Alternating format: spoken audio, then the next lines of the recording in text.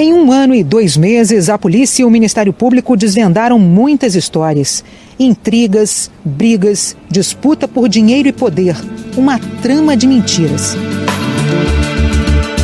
Uma história que parece enredo de série. A investigação do assassinato do pastor Anderson do Carmo, marido da deputada federal e cantora gospel Flor de Lis, chegou ao fim nesta semana. Ele foi morto a tiros em junho do ano passado na garagem da casa da família em Niterói, região metropolitana do Rio.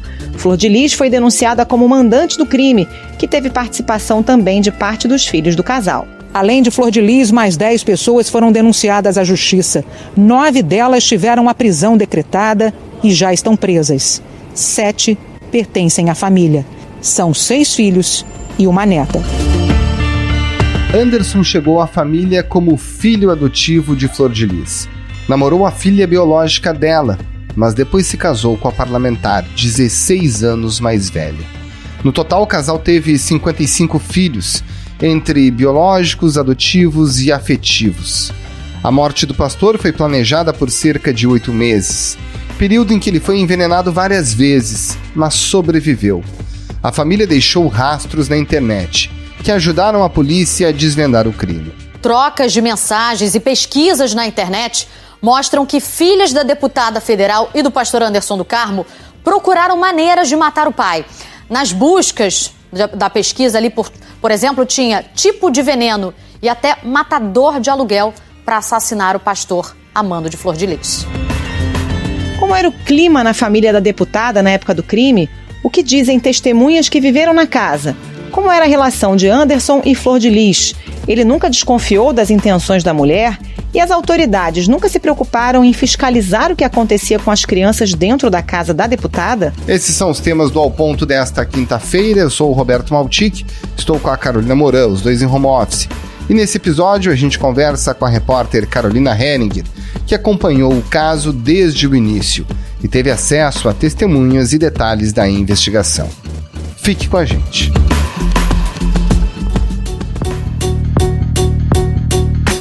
Carolina Henninger, em que momento ficou claro que tinha alguma coisa estranha por trás da morte do pastor Anderson do Carmo?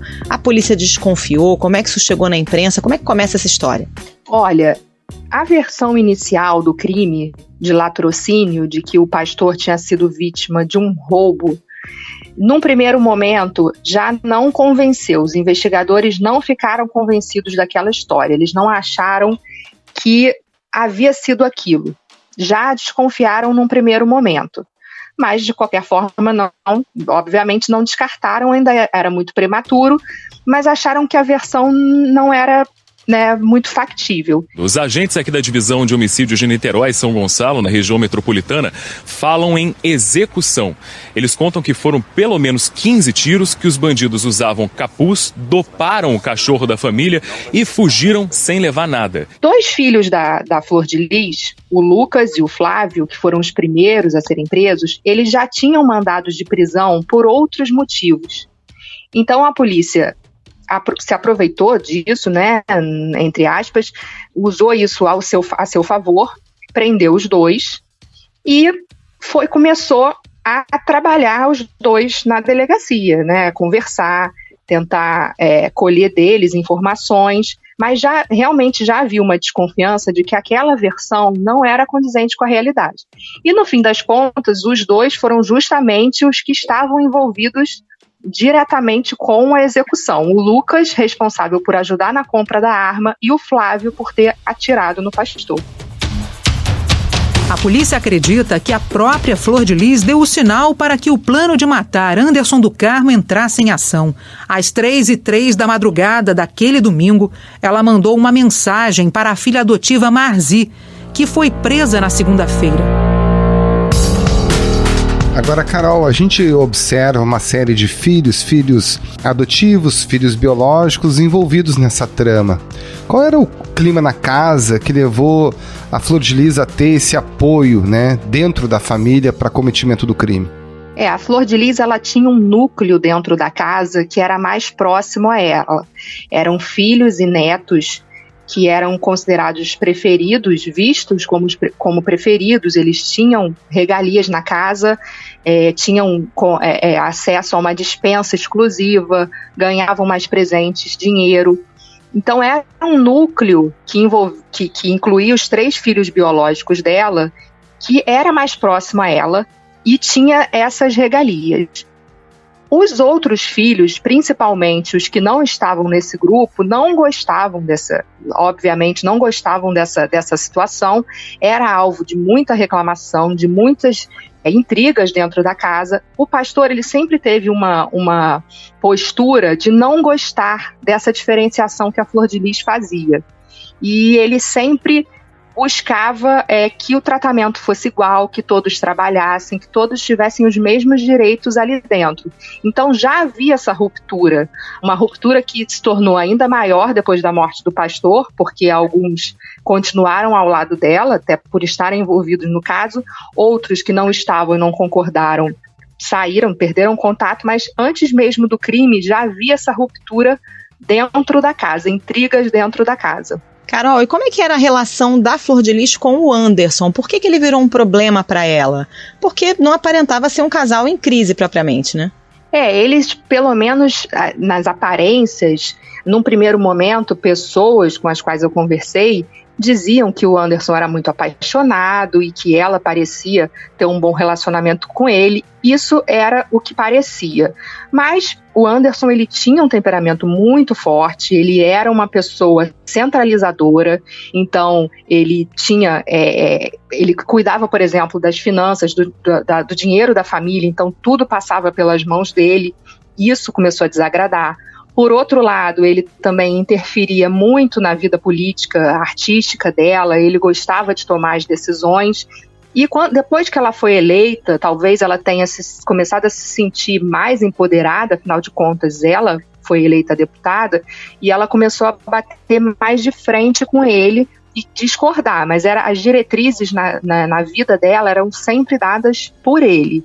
E isso causou um desconforto cada vez maior, né? E as investigações indicam que quando o grupo liderado por ela viu que não precisava mais do pastor, porque ele foi uma figura importante nessa ascensão dela, mas quando não precisavam mais, o pastor foi descartado. Nessa rede de intrigas dentro da casa, naturalmente havia também um grupo de filhos mais próximo ao próprio Anderson.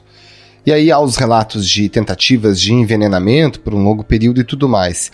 O Anderson, de alguma forma, não sabia que corria risco dentro de casa? Sim, eles dizem que alertaram, que chegaram a conversar com o Anderson, mas o Anderson tinha uma paixão muito forte pela Flor de Lis, ele realmente era apaixonado por ela, cegamente apaixonado, e ele não acreditava no que diziam para ele, porque a Flor de Lis não fazia questão de esconder das pessoas da casa o descontentamento dela com as coisas que estavam acontecendo e a vontade dela de se livrar dele, né? Isso fica claro nos depoimentos, mas o Anderson, ele não acreditava. Para ele, isso era impensável. Então, os relatos são de que não conseguiram alertar o Anderson. Quer dizer, conseguiram, mas não conseguiram fazer com que ele percebesse que realmente ele estava correndo risco.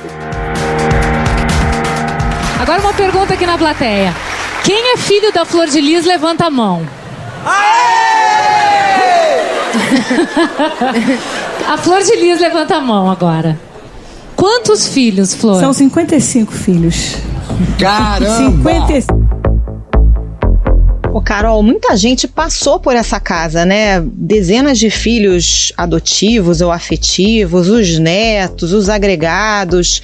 E é uma história muito louca, né? Porque o Anderson era filho, depois virou genro, namorou uma das filhas da Flor de Lis, depois casou com ela. Tem vários relatos de coisas super estranhas que aconteciam dentro da casa. E isso nunca vazou, né? O que acontecia ali dentro? As relações ali dentro são difíceis de serem compreendidas. Essa conta, esses 55 filhos, eu já tentei inúmeras vezes chegar a fazer uma lista de quem são esses 55 filhos. Mas ninguém da família, pessoas da família, não conseguem me dizer quem são. Porque, como você falou, muita gente passou. Tem casos de pessoas crianças, adolescentes, que as adoções chegaram a ser concedidas pela justiça e a pessoa voltou atrás, não quero, voltou a morar com a família biológica. Tem de tudo, mas ali além dessas situações de pessoas que foram para casa, saíram, tem as relações ali dentro, como você falou, tem filhos afetivos casados entre si. Tem uma filha biológica da Flor de Lis que foi casada com um filho afetivo e eles registraram uma neta adotada. É realmente uma grande confusão. Agora, tudo isso acabou sendo exposto depois da morte do pastor. Isso era tudo velado, ninguém sabia dessas relações muito esquisitas, como você falou, dentro da casa. E isso acabou sendo revelado só depois da morte do pastor, né? Problemas com a adoção, ela que foi eleita com a bandeira da desburocratização da adoção no Brasil. Precisamos acabar com essa burocracia. Nós precisamos acelerar esse processo de adoção. Na verdade, a gente descobriu histórias de crianças que ela nunca adotou. Ela simplesmente registrou no nome dela. Então, muitas coisas vieram à tona depois desse crime. Agora, Carol, você está observando, acompanhando esse caso há mais de um ano. E a Polícia Civil também fez esse trabalho bastante intenso. Qual é o perfil da Flor de Lis? O que a gente pode dizer? Como ela se comporta? Como comportava antes do crime e depois do crime? A Flor de Lis, ela é descrita como uma mulher muito sedutora, convincente. Pessoas que acreditaram nela a vida toda dizem que ela era muito assertiva, ela realmente tem um poder de convencimento enorme. E foi dessa forma que ela conseguiu fazer com que tantas pessoas acreditassem na história dela. Isso, mesmo as pessoas que viviam na casa, que foram filhos que passaram pela casa, dizem que era realmente assim como se ela fosse uma santidade. Ela tinha um poder imenso de fazer com que eles acreditassem naquilo e de que eles acreditassem que eles estavam envolvidos num projeto com um objetivo maior. Um objetivo de evangelização, uma coisa religiosa, e hoje, na verdade, eles veem que eles se sentem usados, muitos se sentem usados, perderam contato com a família e veem que, na verdade, eles foram usados para que ela construísse essa imagem, conseguisse chegar ao poder, afinal de contas ela foi eleita deputada federal, e acham que foram enganados esse tempo todo, justamente com esse poder que ela tem de convencimento. Tem uma testemunha com a qual você conversou, que inclusive viveu na casa um tempo e faz justamente esse relato, né, Carol? Não só de coisas que ele passou ali dentro da casa, mas dessa dificuldade depois de se desconectar, né? Isso, eu tive contato com essa testemunha pessoalmente e me chamou muita atenção o relato dele de que ele precisou fazer terapia depois que ele saiu da casa para se livrar, para se desintoxicar, como ele mesmo descreveu, de tudo que ele viveu naquela casa. Ele passou por rituais super tenebrosos na casa, ele chegou, segundo os relatos dele, né? Isso, ele disse que ele foi mantido num quarto, sem alimentação, com uma roupa branca. Em determinado momento ele teve relação sexual com a Flor de Lis, viu, segundo ele, o pastor pedindo autorização também para ter relações com uma filha da casa. Então ele viveu, mas ele disse que ele era muito encantado com aquilo, como se ele tivesse sido hipnotizado mesmo. E ele precisou realmente passar por uma desintoxicação para se livrar daquilo, porque ele tinha medo, ao mesmo tempo que ele era encantado, de acordo com as palavras dele, ele também tinha medo, era um temor. Porque isso é uma coisa que até pouco tempo as pessoas falam que até hoje, né, tinham medo da Flor de Lis. Ela, ao mesmo tempo que ela encantava, ela amedrontava. Então, isso também ajudou com que muitas coisas ficassem escondidas esse tempo todo.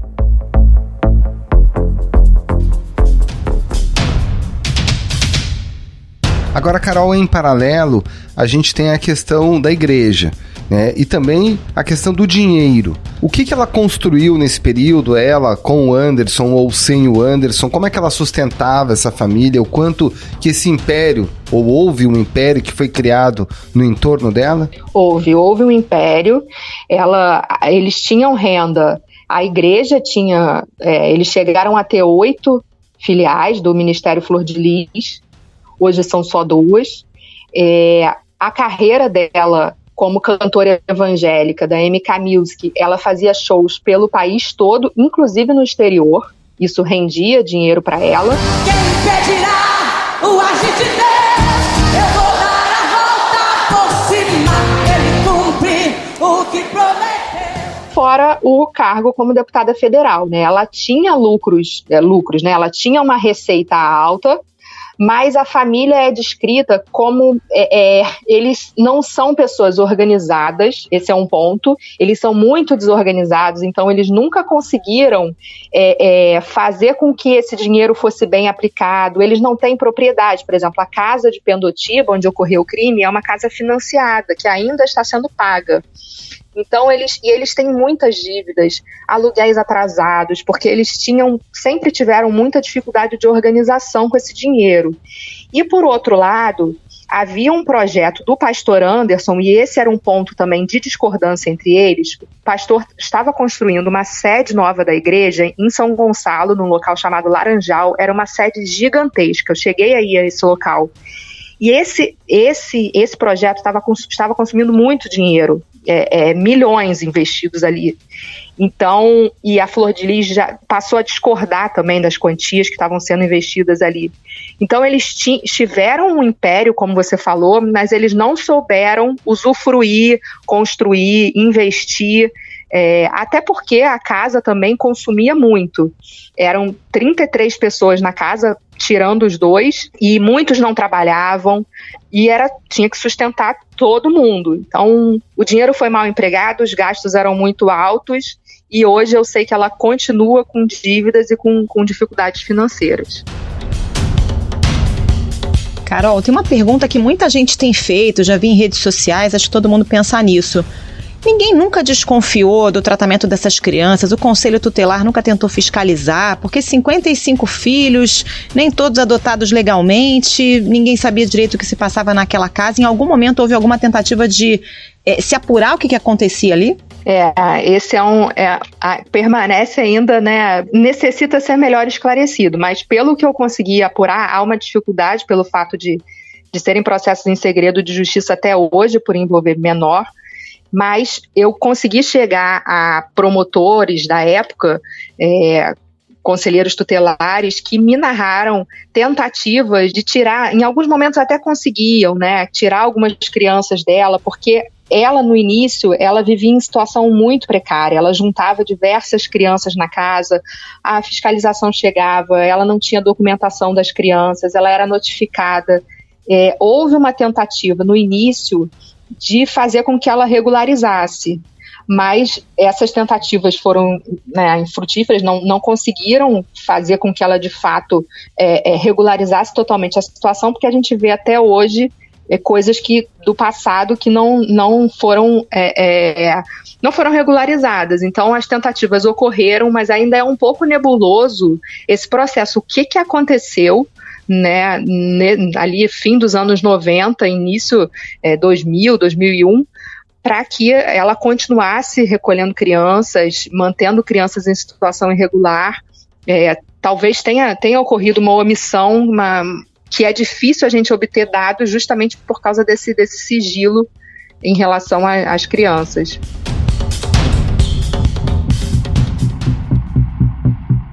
Agora, falando um pouco da situação jurídica da Flor de Lis. Ela não está presa, ela tem imunidade parlamentar, né? Existe um inquérito que foi concluído. Como é que está a situação dela? Ela tem saído à rua? Ela tem participado de eventos públicos? O que ela tem dito? Olha, ela não se pronunciou ainda, né? A Flor de Lis nada disse depois do seu indiciamento, denúncia. Ela, durante esse tempo da investigação, mais de um ano de investigação, ela sempre se pronunciava, se dizia inocente, fazia postagens quando a morte do marido completava 1 mês, 2 meses, 3 meses, ela sempre fazia postagens, Dia dos Namorados. Eu preciso da resposta, eu preciso do motivo, e se foi um dos meus filhos, eu quero que eles sejam punidos, eu quero justiça pelo que aconteceu ao meu marido. Mas ela agora se calou. Ela não fez nenhuma postagem, ela não apareceu, não gravou vídeo, fechou os comentários no Instagram, no Facebook. Ela não conseguiu fazer isso porque não é possível e ela está sendo extremamente atacada. E a gente, eu que acompanho a história, vejo que no início, quando ela ainda não estava indiciada, havia ainda um grupo que defendia ela e brigava com um grupo que era contrário. Agora tá difícil encontrar alguém que ainda defenda ela, né? Mas ela está nesse silêncio, ainda não se pronunciou. Carol, conta um pouquinho do bastidor dessa cobertura, porque é um caso tão inacreditável, né? E acho que as pessoas ficaram muito tempo acompanhando ele meio de longe, juntando peças. Agora que a denúncia foi feita, acho que a gente tem uma visão mais completa. Como é que foi esse trabalho de apuração? Foi difícil juntar essas peças todas? Olha, eu acho que foi um dos trabalhos mais desafiadores, até pela complexidade da família, né, das frentes, a igreja, as adoções, o mandato em si. Então sempre foi, ainda é, um grande desafio, porque são muitas frentes a serem atacadas, são muitas histórias. Cada caso ali, né, tem casos de crianças que aquele caso por si só valeria matérias e mais matérias. Então foi muito desafiador.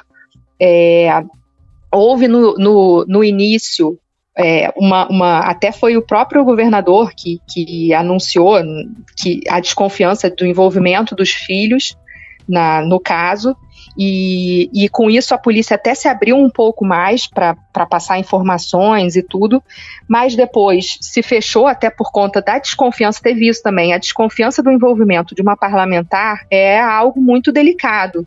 Então isso trouxe também, a polícia se tornou, foi dificultando, né, de passar informação, de dizer, e a polícia nunca disse que a Flor de Lis era suspeita oficialmente. Isso a gente sabia por fontes, mas oficialmente, por exemplo, a polícia nunca falou isso.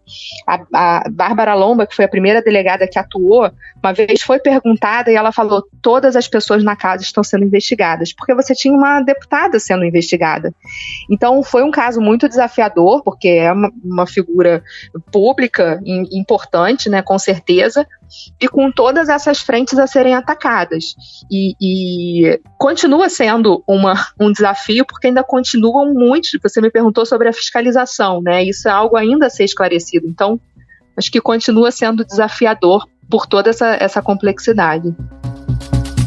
Bom, agora o caso também será analisado pelo Conselho de Ética da Câmara dos Deputados. Já na quarta-feira já houve a representação do deputado do PSL de Minas Gerais à mesa diretora da Câmara e, portanto, a cassação da parlamentar será avaliada pelos seus pares.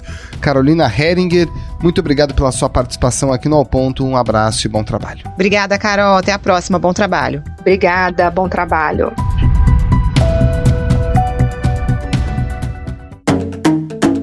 E antes da gente encerrar, Maltique, vamos falar de um projeto novo de podcast aqui do Globo, 30 Minutos. Esse é para quem gosta de futebol, né? Com certeza, Carol, para quem gosta de futebol, e não vai ter torcedor do Rio de Janeiro sem podcast para ouvir. Todos terão um podcast para chamar de seu. É o 30 minutos de Botafogo, 30 minutos de Fluminense, de Flamengo e de Vasco. Nesse espaço, a Editoria de Esportes fez um podcast para cada clube, com apresentações diferentes, com convidados diferentes. É um papo de bastidores de clube, não é só o que acontece dentro do campo, é o que acontece fora, é o que acontece na torcida. Um trabalho muito legal, um projeto que começou há pouco tempo, há poucas semanas, né, sob a coordenação do Thales Machado. Sexta-feira agora já tem episódios novos de Fluminense e também de Botafogo, e na terça-feira sempre, pela manhã, Flamengo. Mais à tarde tem o podcast do Vasco, não dá pra perder, Carol. É isso, disponível no site do Globo e também nas plataformas de áudio, né, Maltique? Exatamente. Onde você sempre está acostumado a escutar o Ao Ponto, você também pode procurar o 30 Minutos de. E aí, segue o jogo.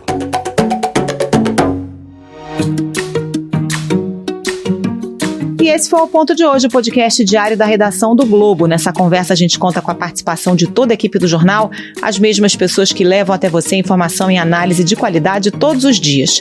Quer saber mais? Assine o Globo. Acesse assineoglobo.com.br e confira todas as notícias e reportagens especiais. O material de utilidade pública relacionado ao novo coronavírus está disponível a todos os leitores, não apenas aos assinantes.